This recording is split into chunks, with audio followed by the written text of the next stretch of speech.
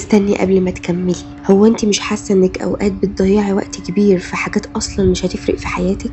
فلانه اتجوزت مين، فلانه اتطلقت ليه، مين قال عنك ايه، مين غلط ومين صح، ودخلت في جدال ملوش اخر. طيب وبعدين هتكسبي ايه؟ هتتقدمي خطوه في حياتك ولا هتكتشفي بعد فتره انك ضيعتي وقتك وطاقتك على حاجات ملهاش علاقه بيكي؟ وعلشان كده من الحاجات اللي ممكن تغير حياتك فعلا، قبل ما تدخلي في اي حاجة اسألي نفسك وبعدين. مساء الخير، اخباركم ايه؟ يا رب تكونوا بخير. في حاجات كتير جدا بنعملها كل يوم وبنستهلك فيها وقت وطاقة ومشاعر من غير ما نقف لحظة ونسأل نفسنا سؤال بسيط جدا: وبعدين؟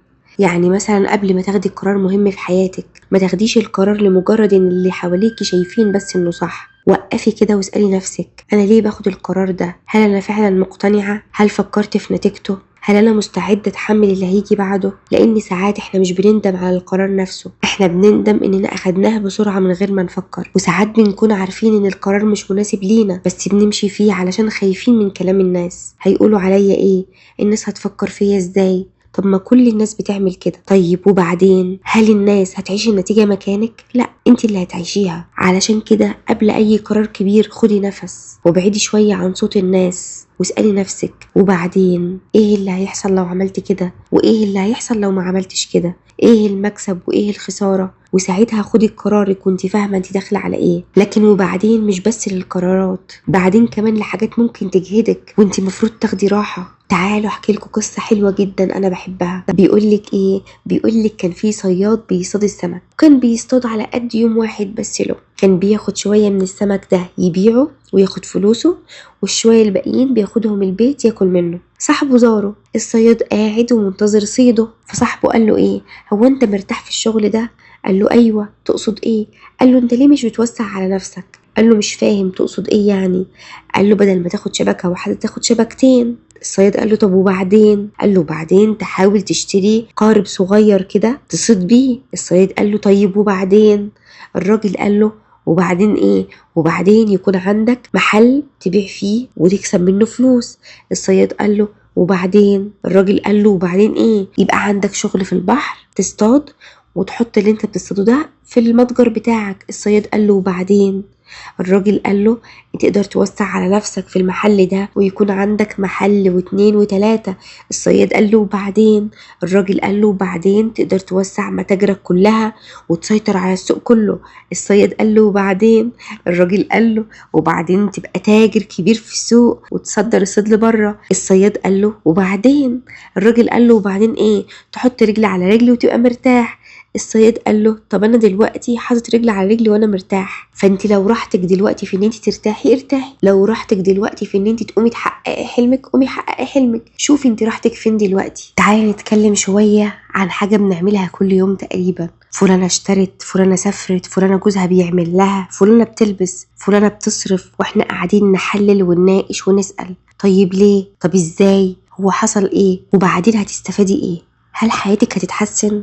هل فلانة حياتها هتتغير بسبب كلامك؟ هل الوقت اللي قعدتيه في الموضوع ده رجعلك في حاجة؟ غالبا لا. والأصعب إنك ممكن تخرجي من الكلام ده وإنتي متضايقة أو حاسة إن ناقصك حاجة، لأنك طول الوقت بتبصي على حياة غيرك. وهنا لازم تسألي نفسك: أنا مركزة في حياة مين؟ هل أنا مركزة في حياتي ولا بقيت متفرجة على حياة الناس؟ لأن في فرق كبير قوي بين إنك تتمني الخير لحد وبين إنك تخلي حياته تشغل مساحة كبيرة قوي في دماغك. وفي حاجة تانية كمان بنعملها كلنا، وكل الحاجات دي أنا مريت بيها ووقفتها الحمد لله: المجادلة. مش كل حد بيختلف معاكي محتاجة تقنعيه، مش كل رأي مخالف لرأيك لازم تردي عليه، ومش كل كلمة مستفزة لازم تاخديها تحدي. ساعات حد بيقولك حاجة تضايقك فتردي، هو يرد، انت تردي، هو يرد، وتلاقي الموضوع كبر وفي الآخر ولا حد بيقتنع ولا المشكلة اتحلت ولا في حاجة اتغيرت. طب انت خسرتي وقت وطاقة ومزاج. عشان كده قبل ما تدخلي في جدال اسألي نفسك: وبعدين؟ لو كسبت الجدال ده ايه اللي هيتغير؟ لو الشخص ده مش هيتغير اصلا ليه هستهلك نفسي؟ لو الموضوع مش مهم بعد ساعة ليه هخليه يبوظ يومي؟ وانا هنا مش بقولك اسكتي عن حقك، لا، في فرق بين انك تدافعي عن حقك وبين انك تدخلي في كل معركة لمجرد انك لازم يكون ليكي اخر كلمة. احيانا اقوى رد فعل انك ما تدخليش اصلا في جدال. وبرضه التدخل في حياة الناس، مش كل مشكلة تسمعي عنها لازم تدخلي تحليها، مش كل كل حد بيحكي لك حاجة لازم تدي رأيك، مش كل قرار حد أخده لازم تقولي أنا لو مكانك كنت عملت كده. يمكن هي مش محتاجة رأيك أصلا، يمكن هي محتاجة حد يسمعها بس، ويمكن أصلا انت مش عارفة كل التفاصيل.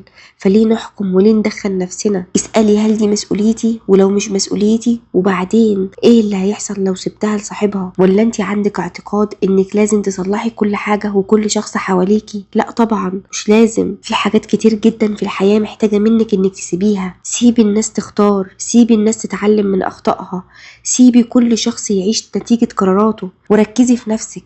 لان اوقات احنا بنكون عارفين اخبار كل الناس الا اخبار نفسنا، عارفين مين اتخانق مع مين، مين اتجوز، مين طلق، مين اشترى، مين سافر، مين قال ايه. لكن لما نسأل نفسنا انتي عملتي ايه النهاردة علشان حلمك، بنسكت. وهنا بيظهر وبعدين بتتحول من سؤال عن الناس لسؤال عن نفسك. وبعدين بالنسبة لي انا عايزه اوصل لفين؟ انا بعمل ايه علشان اوصل؟ ايه الحاجه اللي مأجلاها؟ ايه اللي نفسي اتعلمه؟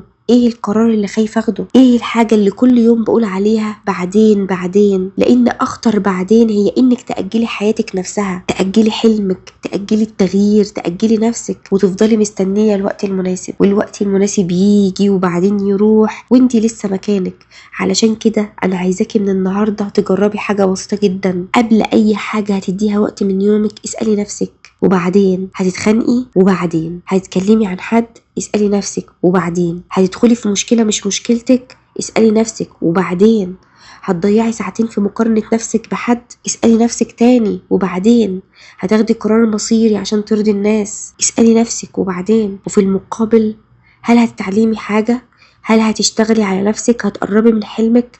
هتصلحي حاجة في حياتك؟ هتطوري نفسك؟ هل هتعملي حاجة تخليكي بعد شهر أحسن من النهاردة؟ هنا بقى اعمليها.